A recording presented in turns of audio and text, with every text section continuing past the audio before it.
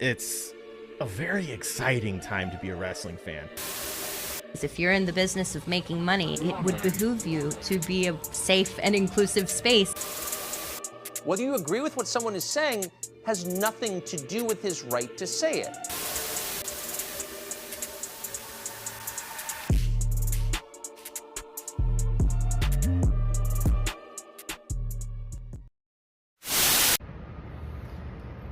Are you fucking kidding me?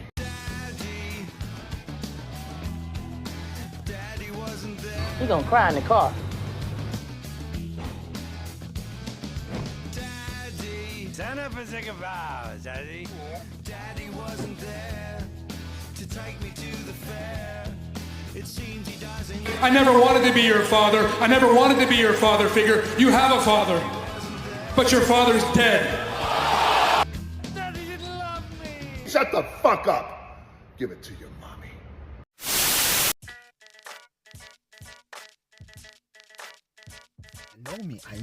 I know I'm gonna get pissed off. I know tonight's gonna piss me off. I just fucking know it.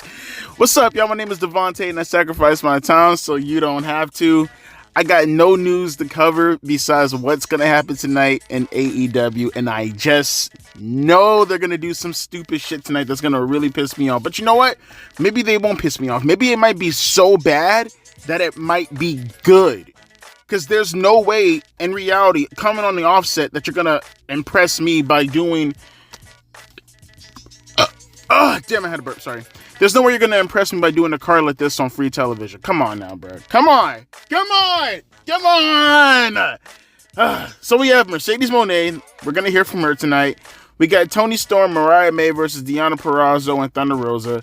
Chris Jericho versus Hook.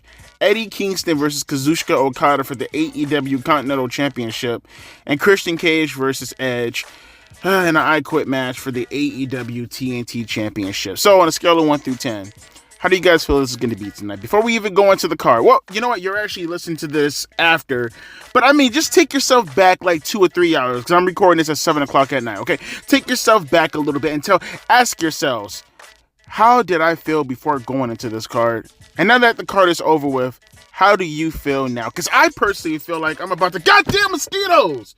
Motherfucker. Stay right there. Stop. Get your ass mosquito. That been killing. See, this is what happens when you live in Florida. You gotta run away from palmetto bugs and fucking scorpions, iguanas. Goddamn little outback area right here in Florida. But nonetheless, though, I'm not feeling good about tonight. I'm not. Devontae, you gonna have some good wrestling tonight. Do you see what's on the card for tonight? Devontae, we're gonna have some good. Shut your ass up. Ain't all about the goddamn matches, alright? Personally, I would have liked to see an angle with Christian and Edge going into tonight, going into the pay-per-view for Dynasty. That's what I would have liked to see. I would have liked to see the I Quit match have meaning and purpose on the Dynasty show, building up to that with this show right here. I do not care to want to see Kazuchika Okada versus, what's Buddy's name again? Help me out here. Eddie Kingston. But you know what? I will say, this is my first time watching Kazuchika Okada live in a one-on-one match. So here's his opportunity to impress me. Chris Jericho versus Hook. Boo! Boo Chris Jericho. Boo! Boo Hook. Boo! Boo! Boo! We have a women's match, which will be great for me to edit my video. And then we have Mercedes Moné talking. Let's see what number she gets tonight going in tomorrow. I bet she gets such a huge number. It's going to be the biggest number in the world. Oh my God. It's going to be the greatest number in the world. Just watch and guarantee you. It's going to be awesome. Beautiful. Big. Really big. Fill the world. Okay. Alright, I'm ready. Gotta prep myself up. Gotta pump myself up. Gotta get myself ready. Woosah. All right, folks, I'm headed in. Let's go! All right, so I'm just going to come right out and say it. Look, to the AEW faithful, to the fans, I can completely see why you guys would enjoy these first couple of minutes as far as the opener is considered between Mercedes Moné and the Kazuchika Okada versus Eddie Kingston match. I can see why, honestly, from a fandom standpoint, I can absolutely see it. From an outside looking in perspective, this was no bueno for me personally. Okay, so like with Sasha Banks, Mercedes Moné, however the fuck you like to refer to her, she's cringe. I cannot stress this enough. I always thought that Becky Lynch was one of the most cringiest wrestlers currently going today. But goddamn it, Mercedes Moné is giving her a run for her money. Oh my God, is she cringe. Like, she is so incredibly cringe. But take away the cringiness from her movements and the piped in CEO chants and her kind of stumbling a little bit on her lines. That's fine. That's okay. I'm not going to hold that against her. Bruh. I am so confused as far as what character she's trying to convey at the moment. So, like, she plays this fucking, vignette, right? And she kind of, like, shows all her highlights outside of WWE between then and, you know, her coming to AEW. Everything that she was doing, you know, the Mandalorian, when she was walking the runway, her time in New Japan Pro Wrestling or Shimmer or whatever the fuck she was doing at the time. And the way she's describing herself, bruh, she sounds like such a huge narcissist. And that's not a problem. That's cool. I don't mind that. If she was a heel, Sasha Banks has no business being the babyface right now. If that's what they're trying to get across, she has absolutely no business being a babyface. I don't see how in the hell you look at something like this and you think, well, I get it. Well, I take that back. It is 2024 and what's good is bad and what's bad is good. Morality is all flipped upside fucking down. So I can absolutely see this generation looking at something like that and going, hip hip hooray. I get it. I understand.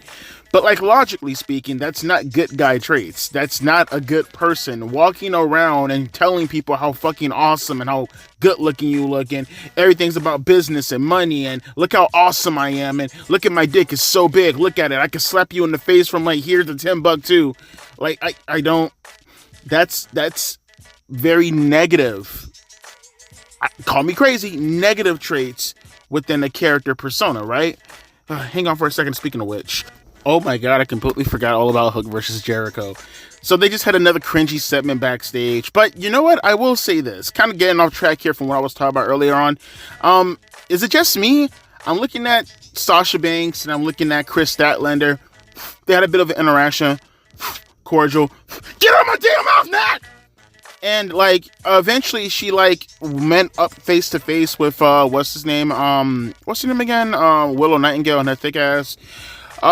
Is it just me, or am I looking at Mercedes Moné and I see Stokely Hathaway right there, and I'm thinking to myself like, they should be a pretty cool fit, you know, considering like their personas.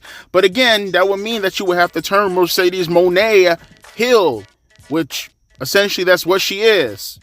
She's a heel, masquerading as a baby face. I don't know why they go against the grain like this all the goddamn time, bro. Just like trying to fit Mercedes Moné into this whole stuff with Julia Hart and what's her name, Sky Blue and all this. Look, no offense to all the girls, and I like Julia Hart, okay? I don't mind Julia Hart all too much. I like Willow Nightingale. I like Chris Statlander. I hate Sky Blue. Like, this is like, and look, you're talking to the guy who does not give a shit about Mercedes Moné, but objectively, this is like really, really beneath her. I know you have to start people out on a certain foot, but at the same time, like, you can always just throw people into, like, actual high-profile feuds without having to throw them into, like, a mid-card. Like, I get it. You don't want to put her directly into the World Championship picture? Fine.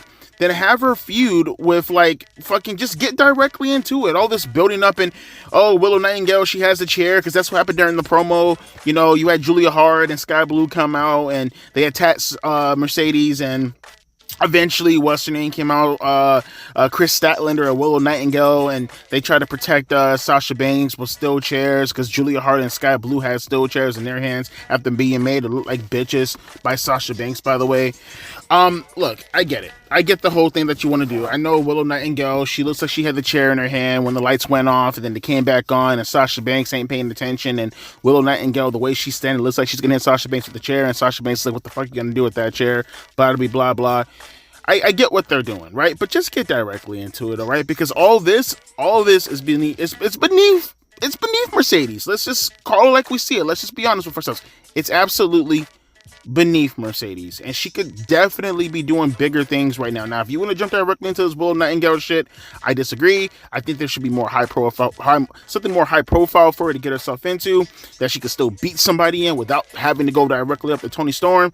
Probably would have put her up against Paige or something like that. That's just me. I get it. She has a messed up neck. I know Paige right now ain't really at the best top. But to be fair, why am I talking about this? Everybody in the women's division besides Mercedes fucking sucks anyways when it comes to the actual booking perspective. They're all on equal really think about it for a second. It's Toni Storm, it's Mercedes Moné, and then it's everybody else, right? Let's just be perfectly honest. So I guess it doesn't matter in the end of the day. Just saying, I don't know. I probably would have started her off with something a little bit more bigger. Oh, they have history. Willow Nightingale and Sasha Banks. Well, here's the part. Ready for this? Ready for this? I don't give a fuck. Continuing on though, Kazuchika Okada had a match against Eddie Kingston, and again, this is my first time seeing Kazuchika Okada live, and this is my first time watching him wrestle in a singles match. Period. Point blank, in probably maybe 5 or 6 years. Yeah, folks, I'm sorry, I don't see what's so special. I mean, I don't know. Like I said the same thing about the Kota Ibushi guy too. Maybe it could just be that they're having problems. Whenever I see like these Japanese talents come to America, it's always like, they always have problems. Like Shinsuke Nakamura, I never seen what was special about Shinsuke. Kota Ibushi, same thing. Now I'm looking at fucking Kazuchika, and it's like I don't really see it. Am I missing something here? Maybe it's just not the right opponent because Eddie Kingston sucks. I don't know. But this match was not it. I was actually kind of falling asleep a little tiny bit watching this match. This was really boring. And because she's that Goku got the win with a Rainmaker, and he won the Continental Championship. But I mean, who cares? I mean, they have so many mid-card belts. Like, really, who cares? And again, right? But kind of like the Sasha Banks thing. Look, I don't have to be a fan of Okada to recognize the fact that he happens to be a big star, right? At least coming from Japan, he's a big star. I don't know. Like, is this really how you want to start him off, as a mid-card champion? Like, the Continental Championship ain't what I would call the most prestigious belt at the moment, right? Obviously, the TNT Championship belt, it's above it. I will argue probably the International Championship belt, it's above it because it had multiple champions and has a more decorated history behind it. I mean, again, I can't say it enough. Like, the Continental Championship is so fucking pointless when you really think about it. It's such a pointless fucking belt. It's like 3 mid-card champions. You do not need 3 mid-card. You don't even need 2, to be honest with you. But you have 3. And Okada won the belt, and it's like, okay, where do we go from here? Right? Where do we go from here? I guess, well, I'll tell you where we're going to go from here. Pac came out. That's who came out. Neville. He came out, and he kind of did a whole, I mean, that was so universe mode, how they just came out and like he's standing on the stage. That was so goddamn universe mode-esque. I mean, with the championship belt, all of it, like the championship belt, like, isn't that like the same cutscene you get all the time for the tag team cutscenes? Like, you guys know, I don't know if you guys play universe mode on the WWE games, but like, isn't it like every goddamn tag team championship cutscene when they're like on stage and like, I'm gonna get you, and then the people in the ring, sometimes it glitches out and it don't even show you the actual championship person if you have the belts on the line. I need to make a new guideline book. But no, that's kind of what happened. Pac just stood on stage and he watched Okada celebrate with the championship belt. And I guess, okay, I don't care, honestly. And I know this is mainly for the AEW faithful, so I guess, you guys can slap nuts all you want to. But for me, no bueno. Again, no bueno. But with that being said, we have in the ring currently right now, as I mentioned earlier, Hook versus Chris Jericho, the match that no one asked for, but for some reason we're getting. So let's get back to that. Also, wait, hang on real quick. Rampage is absolutely not. No, it's not. Someone actually, I think someone corrected me. I think so, right? Yeah, okay, so it's not. I got scared as shit. I thought the whole show was going to be 3 hours, but apparently it's 2 separate shows. So it's Dynamite from 8 to 10, then it's Rampage from 10 to 11. That makes more sense. That's way more tolerable. I thought I'd have to go. Honest to God, I was gonna go fucking like full on DC shooter from 2002 up over there in whatever fucking, well, they're in Toronto right now. I would get there in the speed of light and I would go fucking straight up DC shooter. I promise you. With that being said, though, yeah, let's continue on the show. Let's go. Bro, this is such a dick tease. Stop it with the Wardlow stuff. Stop it. This is a joke. Wardlow is a joke. You told me he's a joke. So therefore, I no longer take him seriously. Stop throwing the whole Wardlow shit in people's faces. This shit is dead. This shit is done. This shit is over. And the way you're going to throw it back in our faces, you're spinning the dude's wheels. He's going right back into 360. Who the fuck is booking this dude and thinking this is a good idea? So let me get this straight. The whole reason why he left the MJF to begin with was because of all the bullying that MJF was doing to him for like a good year or two at that point, right? So let me get this straight. That was your way to get Wardlow to separate himself from MJF to make himself a bigger deal. To what, throw him now in the same feud with fucking Adam Cole? Like, what the fuck? So let me get this straight. So is the whole thing building up to Wardlow versus Adam Cole and Wardlow winning his freedom again? How many times is the nigga gonna win his freedom? You think he's black or something? What the fuck? Like, this is such a damn joke, bruh. Wardlow, bro, I'm sorry. Your character is dead to us, bro. Your character is gone. It's dead. It's done. All you can do at this moment is literally get a six-pack, bro. Go to work. Drink something, feel a little bit of a buzz just to take you out of the moment, pretend that you're in WWE. Focus on that, man. Let your contract run out and go to WWE. Run as far as you fucking can away from AEW. You got Adam Cole. Oh, I need you to go help protect Taven and Bennett. You know, the two guys who are okay with letting their daughters go to freaking little... No, which one is it? Is it Taven or is it Bennett? I really can't tell the cuts apart from each other. I think it's Bennett, right? He's the clown that lets his daughter go to drag queen story time, whatever the hell kind of thing they're fucking doing. Inappropriate things for little kids, what I'm saying, right? You want, again, it's just spinning your wheels with Wardlow. You had something special. You ruined it. Then you bring him back again. You had it again, something special. Then you ruin it.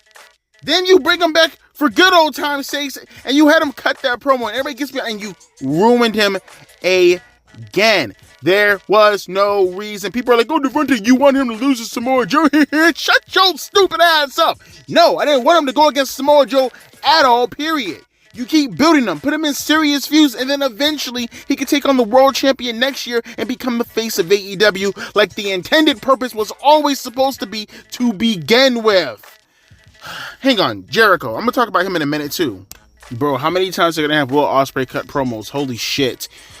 Now I got to review this shit. Okay, real quick, going back, because Jericho, he just put over Hook really big for one of the lamest goddamn matches I think I've seen in Dynamite history. So, I don't know what the fuck they were trying to go with this. What's the story? Jericho, look, and this has been my problem with Jericho for the longest. Bro, you're a legend. We will never take that away from you. Again, what am I going to say, guys? Wait for it. He's my favorite wrestler of all time. Been saying this for years now on the channel. Jericho is my A1. I love Jericho. He is past his prime, okay? Not only are you past your prime, you are past your need. Okay, you are past your reason. There is no reason for Jericho to be in the position that he's currently in right now. Dude, you putting over Hook at this point in time is like some standard mid-carder is putting over Hook. I mean, dude, you lose so many matches. You always lose every bit of your fucking credibility to the degree that it doesn't even matter if you put over Hook. You putting over Hook or you not putting over Hook ain't gonna make a goddamn dent in the end of the day. Everybody's like, oh, well, Hook just beat a former world champion. Oh, he beat the first ever AEW world champion. Yeah, that's cool. When Jericho was champion 5 years ago. Oh, please. Jericho, he's a nobody right now. No one gives a shit about Jericho. I forgot the match was even happening tonight, bruh. And then on top of that, the match in itself was fucking terrible, bruh. Like, it's a one-sided battle for the majority of the match, and you have Hook, he's botching moves at the belly-to-belly, he couldn't take it right, and you have that ugly cradle for him to get the win, where it looked like both of their shoulders were down, to be perfectly honest with you. But it is what it is, man. Oh, man, what a drag of a show tonight. This shit better not be 3 hours. Let's see what Will Ospreay is gonna say. Kill me now. Okay, Edge and Christian, you gotta deliver tonight, bro. Like, you guys gotta deliver. You guys have to deliver. This is such a shitty show. Oh, I hate the show. I hate everything about this show. The show's fucking terrible. This is fucking lame. Do I even have to talk about Will Ospreay's promo? Because, I mean, God almighty. Look, the kid has energy. The kid has charisma. I don't mind him all too much. But goddamn, that was a boring promo. That was a boring ass promo. Like, I was looking at my wrist. And it's like, goddamn, bro, it's 1:15 midnight. Oh, wait, that's my skin. Get to the fucking point, Junior. Holy shit, you're rambling and rambling. Oh, mate, I thought you couldn't fit inside my shoe, mate. And I got this horrible posh accent that I can't really do correctly, mate. Pip, pip, cheerio, mate. Fuck! I don't even know what you're talking about anymore. Get to the fucking point, you former American. Oh, damn it, he just kept rambling his stupid fucking soccer mouth. Oh, fuck, that shit was triggering the fuck out of me. I'm like, dude, to fucking day. To fucking day, Will Ospreay. Damn it, I'm about to call you Ospreay again. And speaking of today, look, I like Swerve Strickland. He is one of the best in AEW. He's one of my favorites of professional wrestling today. I gotta ask this one more time. This is not to say that Swerve Strickland is a small man. I guess if you look at it within the context of wrestling history, maybe. Okay, why Butcher? Why Butcher? Look, I understand Butcher and Blade are jobbers. I forgot they work for the company, but why Butcher in particular, Tony? Why not Blade? Why not Blade? Was he not available? If he's not available, I understand. But I find it hard to believe that Butcher is available, but Blade isn't available. Why send out the bigger guy? I don't get it. Why couldn't you have sent out Blade, and Blade could have been the one to drop in the manner how Butcher dropped? Unless he's injured. If he's injured, someone correct me. Okay, I'll take the L on that. But if he's fine, and if he's backstage, there was no reason why Butcher had to be oh, that's right, you hate big man. I get it. I completely understand. I gotta remember, you got a big man phobia, okay? I gotta remember, for some reason, like I said, someone gave your stupid ass a wedgie, put it over your head, and you're like running around with your arms flaying around. I get it. I get it. That's me. I gotta remember. That's it, flailing. Fuck, I'm retarded tonight. Damn it! Ah, triggered. Okay. There was no reason for Blade to go out there, or Butcher, whatever the fuck his name is, had to go out there and take a pinfall. There was no reason. No, I'm sorry. Submission. He tapped out. Because again, it's not just having to beat your big man. You have to embarrass your big man. I am telling you guys, there is some past history with Tony Khan and some bullies. I'm letting you know right now. I don't know what the fuck happened. I don't know. I'm very curious. I'm very concerned. I don't know. But he beats him with a short arm scissors, right? And then we have him cut a promo. To be quite frank, I like Swerve. This wasn't one of his best promos. It was kind of boring, honestly. The money line, I guess, is him saying he was going to wrap a chain around Samoa Joe's neck. It was, it just wasn't it. It didn't hit. It wasn't it. Not to me, not to anybody, I bet. And you have Samoa Joe come out because that's who he called out. And I'm curious, where is Adam Page? Like, was the injury, like, fake? Or was it real? Like, what?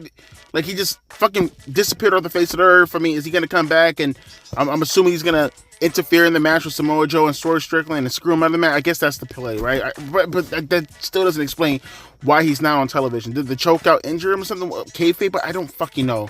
Joe essentially said he was going to beat up Swerve. He was coming out to the ring before Don Callis came out, and he was like, hey, Swerve, how about we distract you for a little bit? You take on my main man, fucking Jackie Chan over here.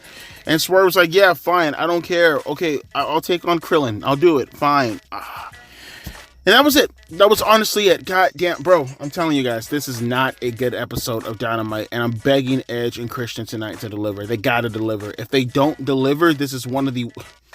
I feel like almost every other week now I'm saying this is one of the worst episodes of Dynamites, but I think this is one of the worst, not from a booking standpoint. I mean, it is because it's Dynamite. I mean, but that just, comes with the territory.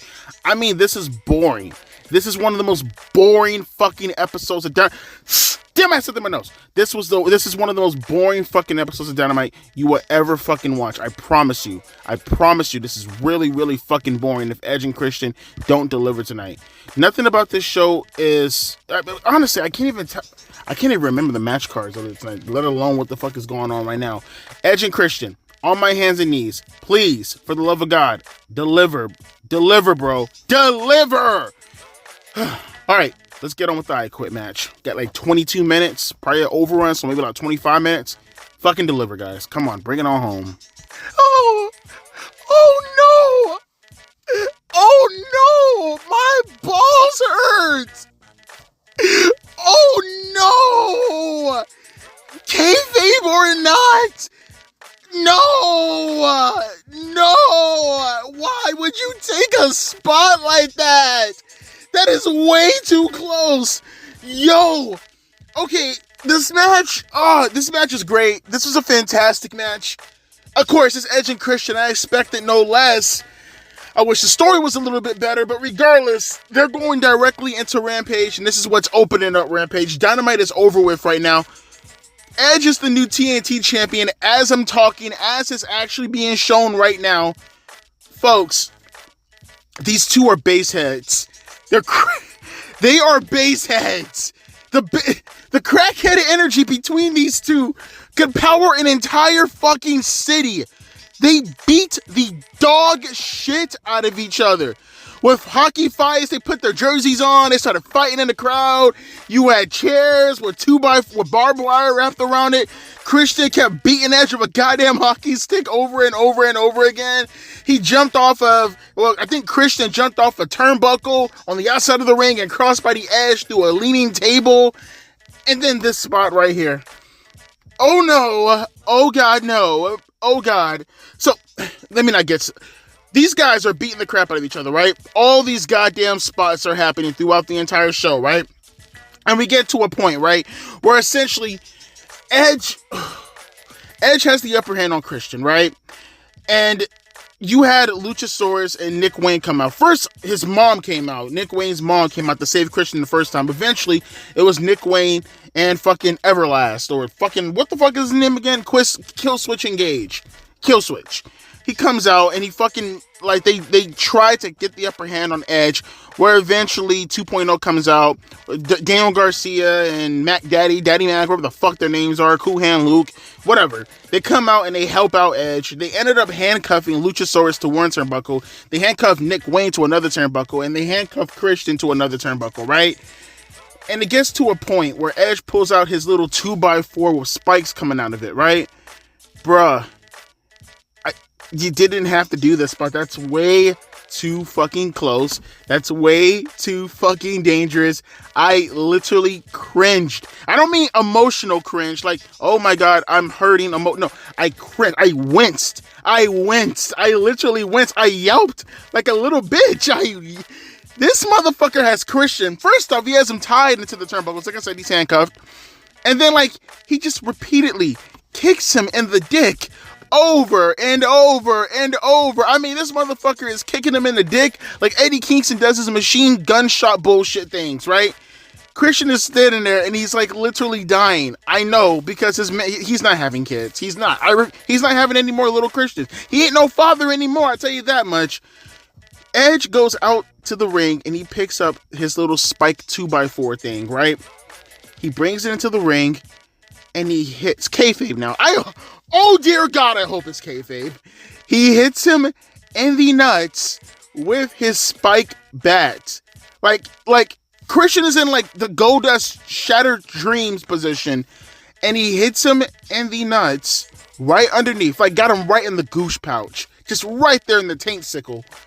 Got him in his area with that fucking spike, and all I did was go, oh God, no.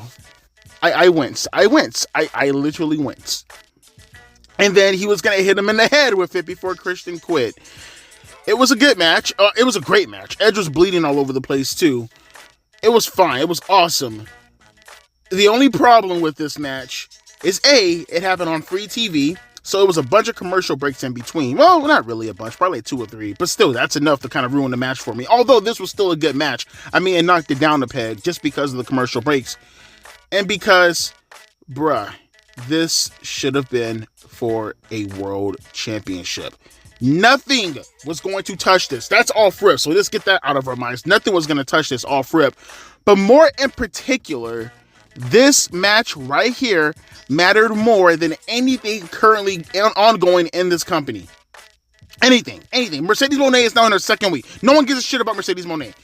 This match carried this entire show. Without this match, out of a 10, if this was actually agreed, you know, I do like the pay-per-view ratings, and I give things 8.57, yada, yada, yada, yada. On God, I would have gave this show like a 4. On God, I swear I would have gave this show like a 4. Edge and Christian, it boosted it up to like a 6.5. Off rip. That match was awesome.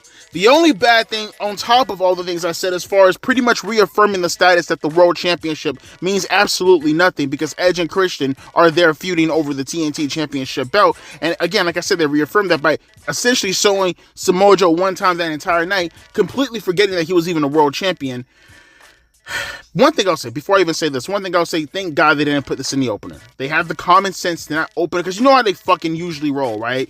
Thank God they had the common sense to not open up the show with this, but I guess they probably looked at it like, well, we have Rampage on for the third hour, so that's good enough right there. Thank God that didn't occur. But my God, folks, this show not only carried everything, this show not only overshadowed the World Championship belt, because Edge won this belt too, so 2 championship title changes in one night, that's good. Bruh, overall, this is a huge problem that I think sooner or later they're going to have to confront, bruh. No one gives a flying shit about AEW as far as his own homegrown talent. No one gives a shit at all about anything in regards to the identity of AEW. This was Edge and Christian. Not AEW homegrown talent fighting over the World Championship in the main event in a hotly contested grudge match. It was Edge and Christian, both 50-year-old legends thanks to WWE. Their tag team, legendary WWE. Their singles career, legendary WWE. They are the faces of AEW, with the mid-card belt being the face also of AEW, and a feud that, honest to God, didn't really warrant any of this, if you ask me, because they didn't really do anything. Well, I guess you could say, Devontae, you don't watch Collision, so there you go. But I just mean, given and this is my opinion, the inconsistency of the booking of the rivalry in itself, everything about this just feels so entirely fucking backwards. And I know people are gonna be like, "Oh, Devontae, you're just trying to find a problem with this." No, I'm not. I'm just being objective, and I'm you tell me if I'm wrong, then. You tell me. Am I wrong? You can look at the match, and you can say that it was a great match, and at the same time, notice the objective problems with everything that's surrounding this match. It should have been on pay-per-view. It should have been for the World Championship, because nothing that Swerve and Joe is doing is either gonna come remotely close to the relevancy of this match right here. Not to mention, it's still Edge and Christian. It's 2 superstars from WWE, faces of WWE in some cases, as far as being conflated with an era that prospered in WWE with the Attitude Era when they were a tag team, and even Edge from a singles competitor standpoint, and Christian for that matter.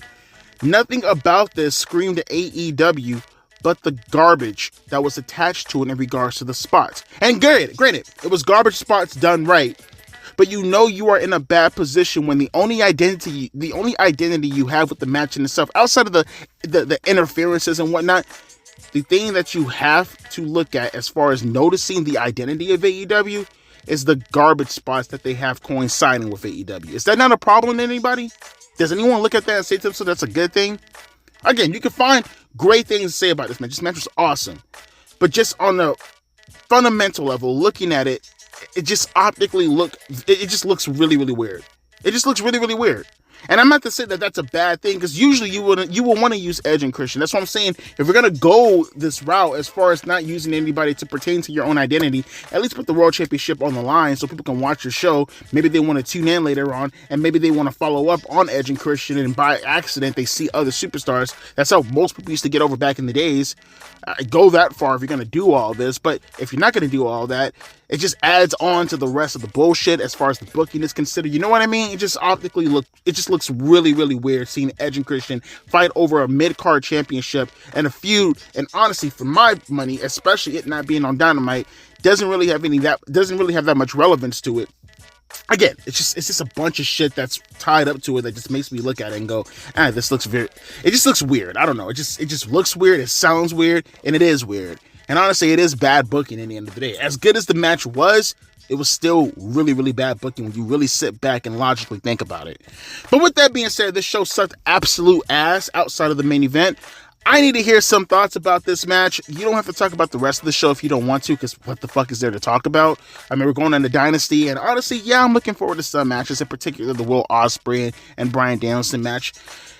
But I didn't hear any mention of Dynasty being talked about tonight, right? I mean, maybe Will Ospreay mentioned it in the glancing blow, talking about his match with Bryan Danielson, building up into it. But outside of that, I didn't get any mention of Dynasty. You barely got any mention with the World Championship. Your mid-card title overshadowed your World Championship with your two legends of another company overshadowing your talent currently that's coinciding with your company. And even then, Samoa Joe is your World Champion. Again, maybe I'm just yelling into the void right now, and I'm the only one that's just probably trying to find a problem out of something that's was really, really good. I get it. I understand. Let me know your thoughts down in the comment section below, though. I got to hear some thoughts about this main event, man. And more importantly, more in particular, just let me get some feedback as far as what I was saying, as far as the optical illusion that you see currently at the moment with Edge and Christian being in the main event for the mid-card championship, having such a brutal match with a feud that doesn't have that much relevancy right next to the pay-per-view. See what I'm saying? All the things I just mapped out right there. It's just weird. As always, my name is Devontae, and I'll be catching you fine folks later. A deuces and a P eyes.